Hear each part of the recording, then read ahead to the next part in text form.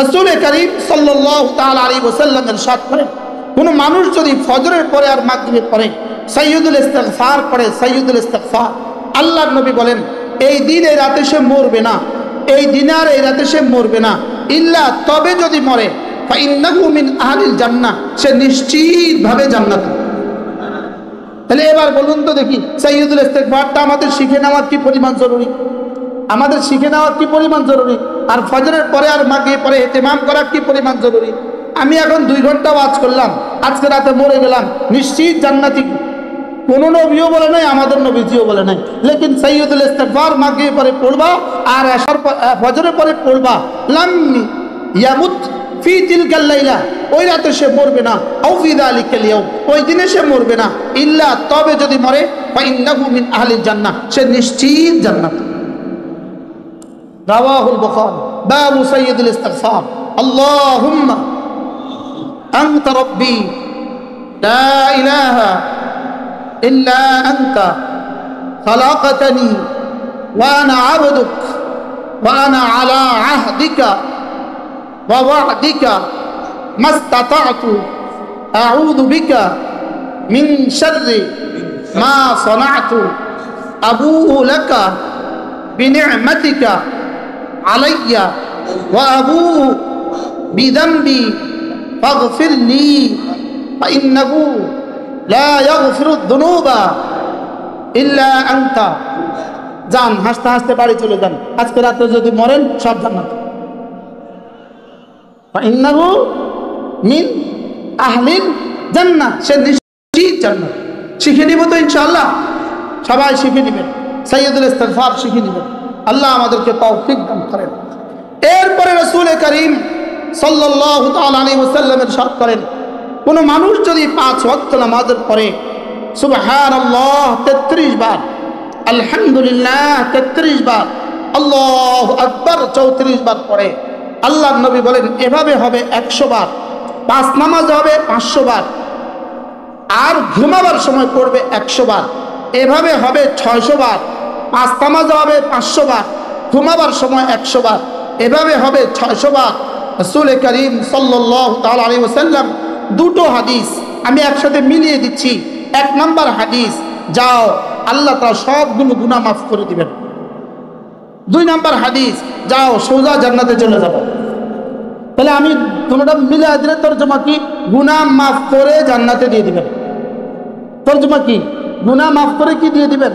আচ্ছা, ওয়াজটা সহজ কেমন আর দাম কেমন? সহজ কদ্দুর আর দাম কদ্দুর? দাম দুইটা। গুফরাত খাতায়াহু ওয়ালাউ কাসুরাত, গুফরাত খাতায়াহু ওয়ালাউ কাসুরাত, তোমার গুনাহ যত বেশি হোক না কেন মাফ। এরপরে দাখালাল জান্নাহ, সোজা জান্নাতে চলে যাবা।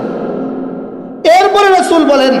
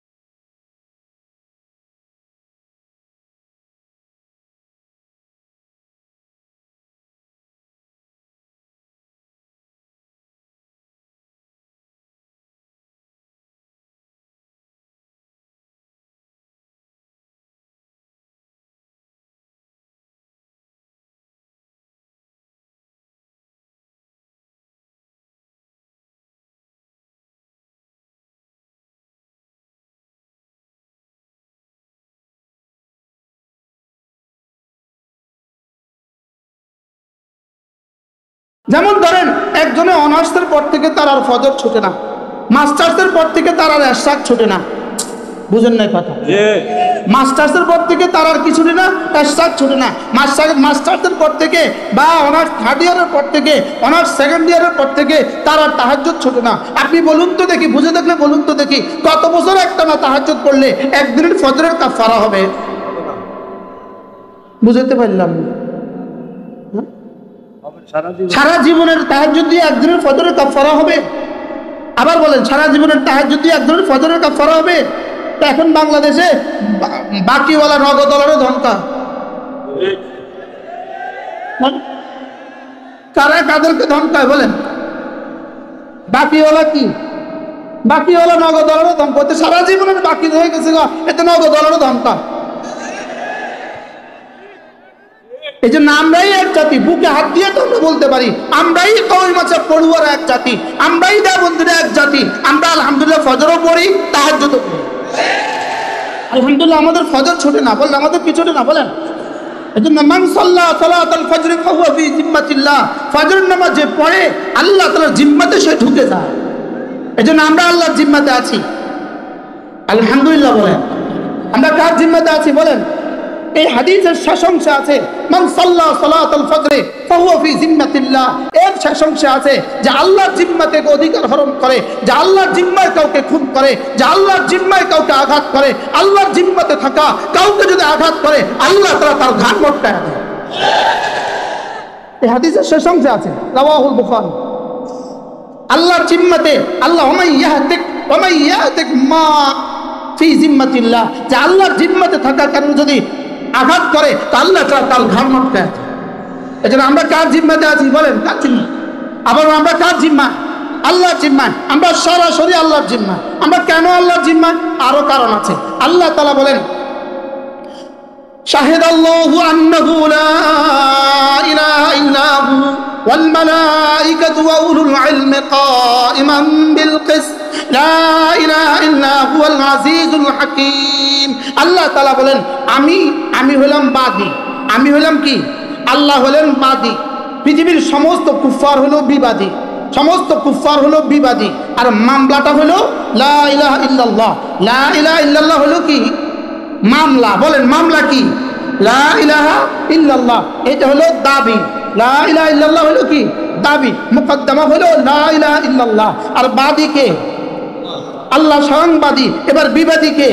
সারা পৃথিবীর সমস্ত কুফফারদের সামনে আল্লাহ তাআলা আওয়াজ তুলেছেন, দাবি তুলেছেন লা ইলাহা ইল্লাল্লাহ, আল্লাহ ছাড়া কোনো মাবুদ নেই। এ হলো আল্লাহ তাআলার পক্ষ থেকে দাবি। আমি যেন জিজ্ঞেস করলাম আল্লাহ আপনি ছাড়া কোনো মাবুদ নেই, এটা যদি দাবি হয় দাবির পক্ষে কিন্তু সাক্ষী লাগে, দাবির পক্ষে কিন্তু সাক্ষী লাগে। আপনার এই দাবির পক্ষে সাক্ষী কি? তা আল্লাহ তাআলা বলেন আমার এই দাবির পক্ষে এক নম্বর সাক্ষী আল্লাহ, আমি নিজের সাক্ষী। দুই নম্বর সাক্ষী ওয়াল মালাইকা, আমার সমস্ত ফেরেশতারা সাক্ষী। তিন নম্বর সাক্ষী ওয়াউলুল ইলমি, যাদের কলিজা আমি ইলম দিয়েছি, ইলম ওয়ালারা আমার এই মামলার পক্ষে সাক্ষী। বলেন আল্লাহর মামলার পক্ষে সাক্ষী কে কে? বলেন বলেন আল্লাহ নিজেই। বলেন কে? দুই নাম্বার ফেরেশতারা। তিন নাম্বার আমি যদি বিবাদী হই, বিবাদী কিন্তু সাক্ষী দেখা ছাড়া বিবাদী সাক্ষী গ্রহণ করতে রাজি না, কারণ আমি সাক্ষী দেখি নাই। আল্লাহ দেখা যায় না, ফেরেশতা দেখা যায় না, তো বিবাদী সাক্ষী গ্রহণ করবে কেন? মামলা গ্রহণ করবে কেন? এই মুকদ্দমা গ্রহণ করবে কেন? এই দাবি গ্রহণ করবে কেন? এই জন্য আল্লাহ তাআলা বলেন সাক্ষী আমি, যাও আমাকে তো দেখা যায় না, সাক্ষী আমার ফেরেশতারা, যাও আমার ফেরেশতাদেরকেও দেখা যায় না। এবার যাদেরকে দেখা যায় তাদেরকে সাক্ষী বানায় দিলাম ওয়াউলুল ইলমি কাইমান বিল কিসত, সারা দুনিয়াতে যাদের। এবার বলেন মামলাটা কি? আবার বলেন মামলাটা কি? লা ইলাহা ইল্লাল্লাহ। এই জন্য আমাদের দাওয়াতে তাবলীগের অপর নাম ছিল তাহরিক ঈমান, এটার নাম ছিল তাহরিক ঈমান। এটা ছিল লা ইলাহা ইল্লাল্লাহর আন্দোলন। এটা কিসের আন্দোলন? বলেন লা ইলাহা ইল্লাল্লাহর আন্দোলন। তো লা ইলাহা ইল্লাল্লাহর আন্দোলন হবে, আল্লাহ হবেন সাক্ষী। আর কে সাক্ষী? ফেরেশতারা হবেন সাক্ষী। আর কে সাক্ষী? ওলামা একরাম হবেন কি সাক্ষী। এই জন্য ইহুদিরা চিন্তা করলো না না না, যতদিন সাক্ষী থাকবে ততদিন এই মামলা চলতে থাকবে, এই মামলার রায় হয়ে যাবে। যতদিন এই সাক্ষীরা বহাল থাকবে ততদিন লা ইলাহা ইল্লাল্লাহ শুধুই ছড়তে থাকবে, শুধুই মানুষ কবুল করতে থাকবে। পৃথিবীর মাশরিকেও লা ইলাহা ইল্লাল্লাহ জেগে উঠবে, পৃথিবীর মাগরিবেও লা ইলাহা ইল্লাল্লাহ জেগে উঠবে, মাশরিকেও জেগে উঠবে, মাগরিবেও জেগে উঠবে, শিমালেও জেগে উঠবে, জুনুবেও জেগে উঠবে। আমেরিকায় কোনো দ্বীপ হবে, সেখানেও লা ইলাহা ইল্লাল্লাহ ওয়ালা হবে। আটলান্টিক মহাসাগরে কোনো দ্বীপ হবে, সেখানেও লা ইলাহা ইল্লাল্লাহ ওয়ালা হবে। ওরা দেখলো গবেষণা করে সাক্ষী কারা, সাক্ষী হলো ওলামা একরাম। এবার দেখলো ওলামা একরামকে যদি বিতর্ক করে দিতে পারো, এদেরকে যদি খাদ্য করে দিতে পারো, এদের থেকে যদি উম্মতকে বিচ্ছিন্ন করে দিতে পারো, ওদেরকে যদি দু চারজনকে মাইরা মাইরা পিটায় পিটায় যদি এদেরকে শেষ করে দিতে পারো, তো কালেমায়ে তাইয়্যিবা লা ইলাহা ইল্লাল্লাহ শেষ হয়ে যাবে। এই জন্য এরা পৃথিবীতে হাজারো দল উপদল তুলছে, এরা তুলছিল কাদিয়ানীদেরকে তুলছে, লেকিন উম্মত ওদেরকে খায় নাই, ওদেরকে ঘৃণা করে প্রত্যাখ্যান করছে। ওরা রেজবিদেরকে হাদিস তুলতে উম্মত ঘৃণা করে প্রত্যাখ্যান করছে, যাকেই তোলে তাকেই উম্মত ঘৃণা করে প্রত্যাখ্যান করে। শেষ তক তারা কাদিয়ানী গুন্ডাদেরকে আমাদের বিরুদ্ধে তুলছে, লা ইলাহা ইল্লাল্লাহ সাক্ষীদের বিরুদ্ধে তুলছে, এই গুন্ডাদেরকে তুলছে, খুনিদেরকে তুলছে, ওয়াসিবগণদেরকে তুলছে। রব্বে কারীমের সিদ্ধান্ত আমার আমার আমার সাক্ষীদেরকে হত্যা করে আমার সাক্ষী জমি থেকে বন্ধ করে দিবা, এটা হবে না। হত্যার মূল কারণ কি বুঝে আসছে? বলেন সাক্ষীদেরকে, বলেন সাক্ষী মারা, বলেন কি মারা, কি মারা? তাহলে সাক্ষী মারার